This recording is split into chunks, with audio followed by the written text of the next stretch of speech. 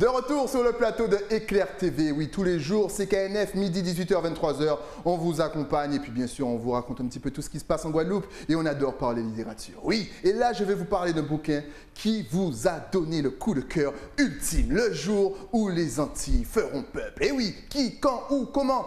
Je reçois l'auteur de ce bouquin, de ce chef-d'œuvre. Il est avec moi sur le plateau de KNF, Mathieu Gama Kanoufet. Comment ça va, mon frère? Ça va, je suis bien installé, je suis content de te recevoir. Parce qu'encore une fois, ton livre, lorsqu'il est sorti, tout le monde en a parlé. Est-ce que tu t'attendais déjà à une telle réception? Non, pas du tout, pas du tout. Et puis, tu sais, tu écris un livre, donc tu ne sais pas s'il va rencontrer son public ou pas, tu ne sais pas si ça va résonner correctement, si ça sort au bon moment, si... Voilà, il y a plein de facteurs qui rentrent en jeu et non, je n'attendais pas tout ça, mais je suis content que ça parle aux gens. Sachant que c'est un livre que tu as fait vraiment en toute bienveillance. Tu ne juges personne, il ne juge pas, il ne vous juge pas. Tu veux amener en fait ton peuple à réfléchir, à se poser les bonnes questions. Déjà, avant d'attaquer le bouquin, première question, est-ce que c'est ton premier ouvrage? Est-ce que tu as l'habitude d'écrire? Est-ce que tu aimes donc l'histoire, notre histoire? Dis-nous tout. J'aime lire déjà, ouais. J'aime écrire, je pense que j'ai commencé à écrire très jeune. Après, oui, bien sûr que j'avais envie de mettre quelque chose, tu vois, sur la table et que les gens se servent en fait. Tu sais, c'est comme quand tu as des fruits chez toi, ben, tu les distribues à tes voisins. Ben, là, c'est la même chose. J'avais eu une inspiration et je voulais juste la partager avec le plus grand nombre. Ok. Tu as mis combien d'années, combien de mois ou combien de jours pour mettre ce bouquin sur pied? Ben, en fait, la partie qui a pris le plus de temps, c'était de relire tout ce qui m'avait déjà marqué. Donc, relire... Ernest Pépin, relire Chamoiseau, Glissant, Césaire, enfin Maryse Condé, parce qu'il y a des gens avant nous qui ont écrit sur le sujet. Et donc, je voulais pas faire de la redite ou voilà. Donc, je me suis de nouveau documenté. J'ai relu des choses que j'avais déjà lues avant. Et puis après, avec l'inspiration, tu délivres ce que tu as délivré en fait. Donc ça prend un petit peu de temps quand même, le temps de se documenter, de rechercher. 2 ans. 2 ans. D'accord, ok, pas mal. Donc les jeunes, il vous a donné en tout cas une liste d'auteurs, c'est très important. Et il faut y aller. Donc la question que tu poses dans ce livre, peut-on réellement faire peuple? Et quels sont les retours déjà que tu as eus par rapport à ce livre? Donc j'ai eu beaucoup de questions, sur le titre. Des gens qui me demandaient pourquoi j'avais parlé des Antilles et pas de la Caraïbe. Puis il y a des gens qui se sentaient un peu attaqués sur le fait de dire mais on est déjà un peuple. Donc pourquoi vous dites qu'un jour on fera peuple? Et en fait, les gens ont raison sur le principe. C'est-à-dire qu'il existe un peuple guadeloupéen, il existe un peuple martiniquais, un peuple guyanais, mais ce sont des peuples qui sont empêchés de faire peuple. Empêchés de faire peuple. Ok, d'accord. Très important le mot empêcher. Oui. Okay, oui. Et ça nous permettra de développer. Ça me permet d'ailleurs dans le livre de développer beaucoup d'axes et de dire qu'en fait, faire peuple, c'est mener cette lutte politique pour le bien commun, pour l'intérêt général. Et en fait, nous sommes des peuples sous domination. Et du fait de cette domination, on a développé des réactions comportementales qui nous empêchent de délivrer, qui nous empêchent de produire cette intelligence collective qui nous permettrait d'entrer en conscience dans ce que nous voulons devenir. Qu'est-ce qui nous empêche aujourd'hui de faire peuple? Premièrement, l'ignorance de l'histoire des Antilles. C'est la première des choses. Je pense qu'on ignore que, par exemple, les Antilles se sont construites dans la violence. D'abord, les Indiens Kalina et les Indiens Arawak, il y a un premier génocide, il y a la rencontre avec la colonisation espagnole et cette guerre totale que font les Caraïbes aux colons espagnols qui abandonnent les terres aux Français. Voilà, en fait, on est de toutes les origines, mais on est d'ici. Et c'est peut-être ça le défi identitaire, mais c'est ça aussi l'opportunité formidable identitaire que nous avons, c'est de se nourrir de toutes ces origines, de toutes ces ascendances, n'en renier aucune, n'en privilégier aucune. On n'est pas plus français qu'africain, on n'est pas plus français qu'amérindien, on n'est pas plus français que tous les engagés qui sont venus, qu'ils soient indiens, asiatiques, japonais ou autres. On est tout ça. Et une fois qu'on sait qu'on est tout ça, ça veut dire qu'on a tous les champs de possibles devant nous.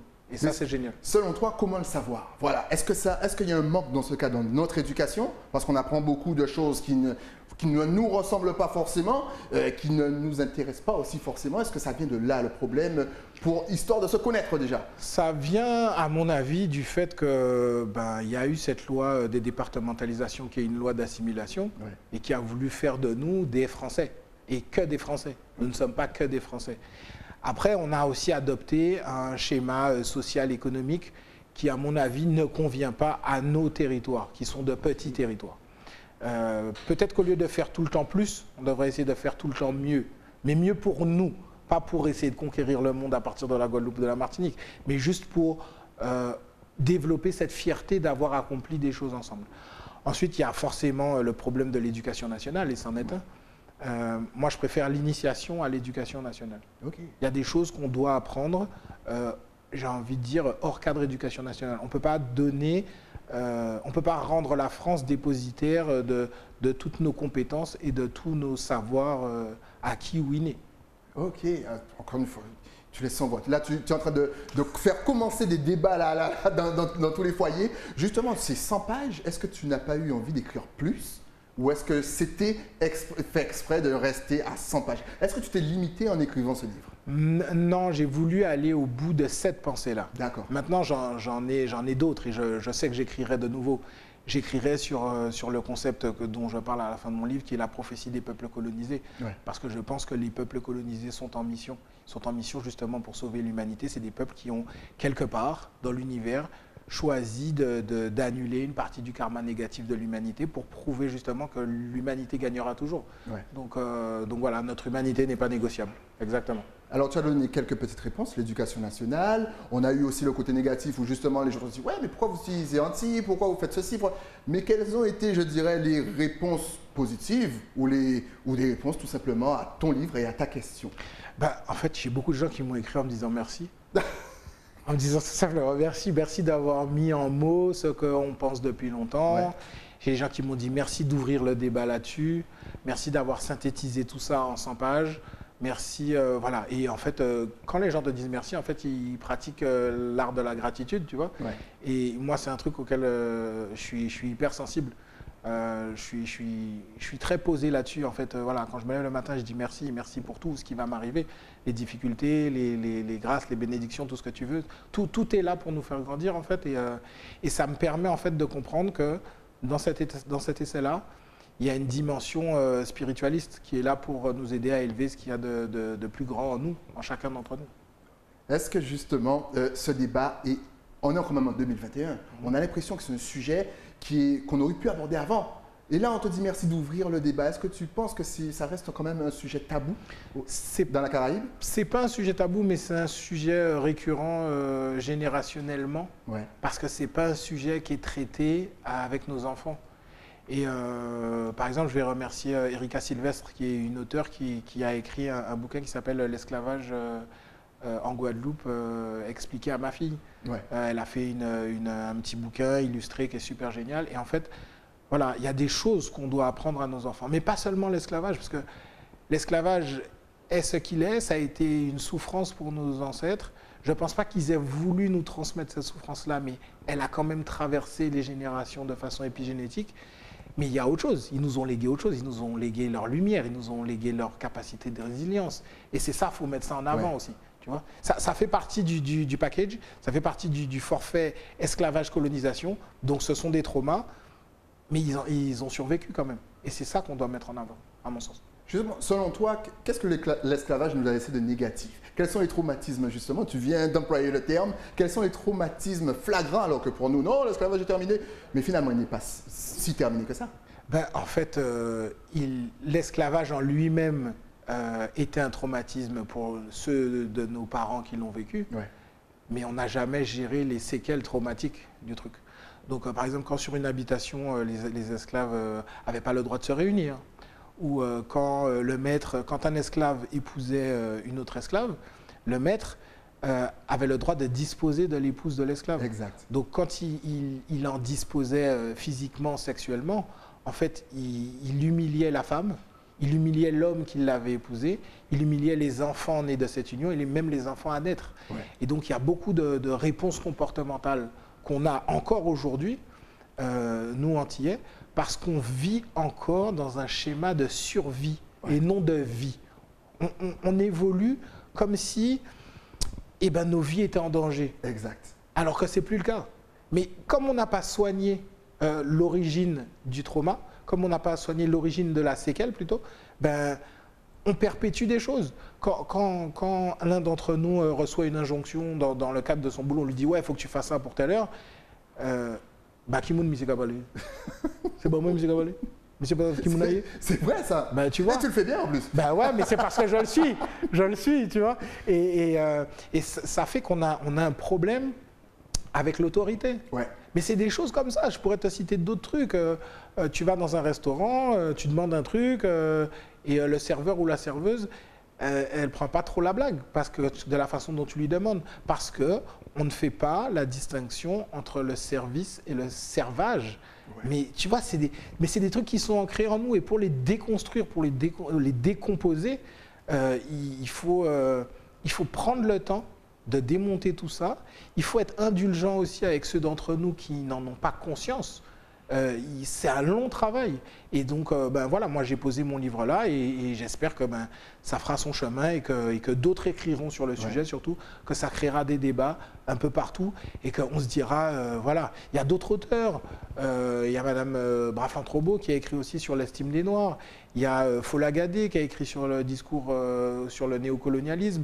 Il y a Didier Détouche qui a écrit autre chose, un essai sur le néo-racisme. Il y a des auteurs ici en Guadeloupe qui font un job de fou en fait, hein, qui poussent à réfléchir à tout ça, à voir ça sous un autre angle en fait, et à démonter petit à petit tout cet héritage induit que nous avons pris, alors que je ne suis pas sûr que nos ancêtres aient voulu nous le léguer. Okay. Est-ce que tu penses que justement cette période où on est un petit peu renfermé chez soi, c'est-à-dire qu'on a un mélange de confinement, de couvre-feu, de ne pas bouger, de ne pas sauter, de ne pas danser, ça va nous donner un petit peu de temps justement à lire des auteurs comme toi, prendre le temps de réfléchir, à faire peut-être des débats sur Instagram et compagnie. Est-ce que finalement tu penses que cette pandémie, ce n'est pas une bonne chose pour nous? Je pense que ça peut être… En fait, toute situation un peu tumultueuse, un peu dérangeante, représente une opportunité. Tu la saisis ou tu ne la saisis pas. Et donc là, moi j'ai eu le temps, par exemple, pendant le premier confinement, d'écrire ce livre. Et dans ma vie professionnelle, j'aurais peut-être pas eu le temps s'il n'y avait pas eu ça. Okay. Après, c'est aussi une période qui déconstruit le monde. On a arrêté l'économie mondiale pour ce Covid-19. Donc ça veut dire que ce qui était impossible avant est devenu possible. Ouais. Donc ça veut dire qu'à partir d'aujourd'hui, tout est possible. Exact. On peut tout faire. Et il faut saisir l'opportunité. Quels sont tes projets justement pour fin 2021?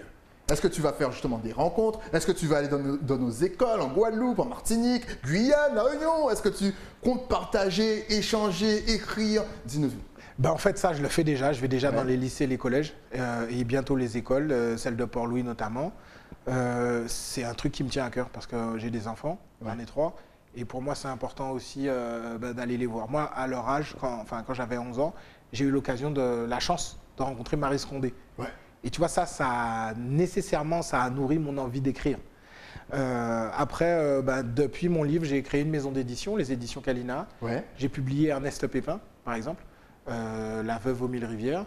Okay. Et c'est peut-être le plus beau roman qu'ait écrit Ernest Pépin. Il fait parler une femme qui est dans le deuil de son mari et c'est beau, c'est vraiment, c'est d'une poésie… J'ai pas de mots. C'est juste waouh. Voilà. C'est waouh. Quand c'est waouh, il faut dire que c'est waouh. Voilà, exactement. Et donc, je suis sur ces trucs-là. J'ai envie d'écrire de nouveau. Ouais. Mais je sais aussi qu'il faut que j'aille présenter mon livre. Et tu vois, la semaine dernière, j'étais au centre social La Source, à Petit Canal, parce que j'ai envie d'aller présenter mon livre dans des bibliothèques, dans des endroits où les gens aiment lire, mais aussi dans des endroits un peu atypiques. Genre, tu viens sur le champ d'Arbaud, on est là, on t'écoute à Basse-Terre. Exactement. Mais écoute, je donne une idée. Basse-Terre, nous café. Écoute, j'ai déjà lancé l'idée. Les Basse-Terriens t'ont entendu, les Basse-Terriens t'attendent. Et voilà. Le 27 mai, je serai à Petit Canal encore. Bien sûr, à l'heure à laquelle nous enregistrons cette émission, si le 27 mai est déjà passé chez vous, c'est que bien entendu, on l'a enregistré avant. Mais voilà, j'essaie de faire des choses avec des clubs de lecture. J'essaie de faire les choses de façon assez simple. Ouais. Parce que je veux pas qu'on pense que je suis un intellectuel de la chose antillaise. C'est pas du tout le cas. Je suis juste un Antillais. J'ai écrit mes ressentis et c'est tout. J'ai pas l'arrogance de dire que je sais des choses.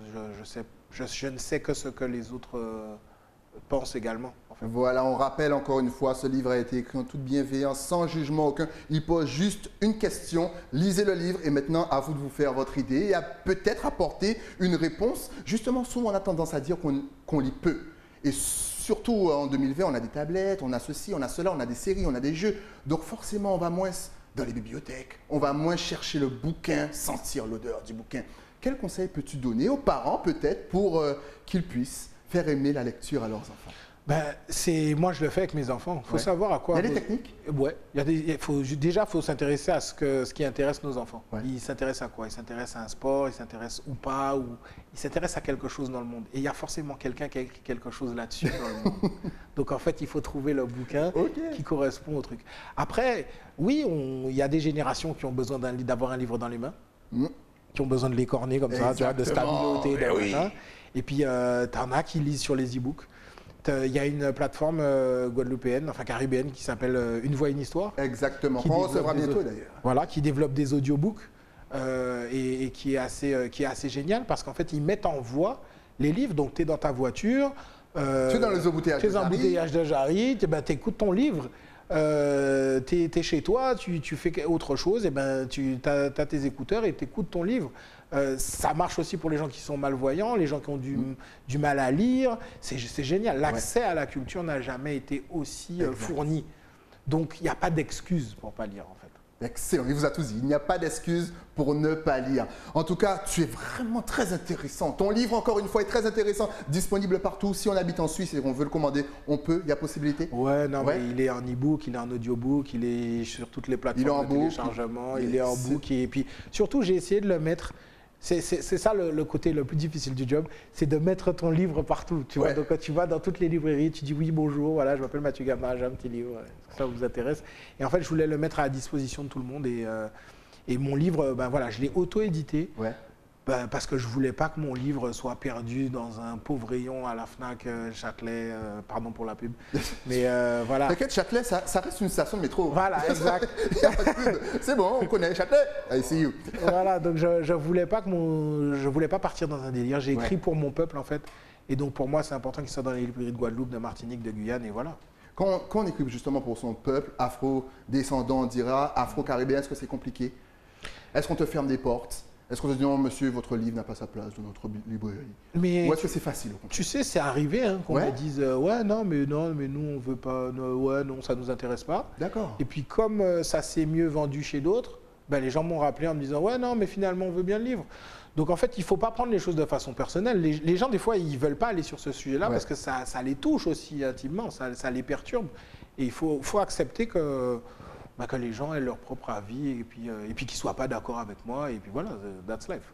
That's life. En tout cas, on vous rappelle que si vous êtes d'accord avec lui ou même si vous n'êtes pas d'accord, lisez le livre. Si on veut te contacter, si on a des écoles qui veulent t'appeler, si on veut savoir quand ton prochain bouquin sortira, est-ce que tu es connecté, est-ce que tu as Facebook, Instagram, TikTok, Snapchat, Twitter, dis-nous tout. De toute façon, ça va s'afficher juste ici. Pour dire la vérité, moi je suis un vieux. J'ai tout, mais je suis nulle part. Je suis un vieux, donc j'ai Facebook, Insta, Twitter, LinkedIn. Non, ça va, Insta, c'est pour les jeunes encore. Ça va. Ah ouais? Ouais, t'inquiète, on est dans la norme. Je suis encore frais. Mais après TikTok, je laisse ça à ma fille parce qu'elle est meilleure que moi là-dessus. Mais on vit connecté. Voilà, vous tapez Mathieu avec 2 T1H, Gamma, un petit peu partout, Facebook, Instagram, Twitter. Et bien sûr, vous suivez, vous likez, vous lui envoyez des petits messages pour l'encourager parce que ça fait plaisir. Et lorsque le travail est bon, il faut dire que le travail est bon. Si tu avais justement un tout dernier message à faire passer pour toute la Caraïbe, Guadeloupe, Antilles, Guyane, La Réunion, même si c'est loin, nous, Haïti, Dominique, Sainte-Lucie, Saint-Martin, Barbade, Saint-Vincent, Vinci People, Trinidad, et j'ai tout dit. Voilà, ta caméra est juste là. Ce que je veux dire à mon peuple, au peuple des Antilles et des petites et des grandes Antilles, c'est que nous sommes plus que la somme de nos souffrances. Et d'ailleurs, tu en es la preuve. Tu vois, ce que tu fais, c'est génial. Donc moi, je te dis merci. Merci à toi, c'est toujours avec plaisir. Quand j'ai des invités comme ça se fait naturellement avec plaisir. En tout cas, merci à toi d'être venu nous parler un petit peu de ton livre et de toi et de tes projets sur le plateau. Dès que tu as une nouveauté, tu repasses. Tu connais le chemin maintenant. Il n'y a pas le cadenas, on a retiré le cadenas. Tu peux venir, tu t'installes, tu rencontres des gens extraordinaires comme Audrey, et puis ça te tape la discussion. Pas du problème. Je te dis à très vite. À très vite, mon frère. Nous aussi, on se dit à très vite. Juste le temps pour moi, bien sûr, de remercier. Et oui, mes partenaires, l'écrin, celui qui m'habille. Et oui, mais pour ça, il faut descendre à Basse-Terre. Et bien sûr, si vous voulez prendre soin de vos locks, vous appelez Florence Gisors, GBS Concept. Elle fait ça aux petits oignons. On se retrouve demain, toujours sur Éclair, toujours à midi, 18h et 23h. À demain.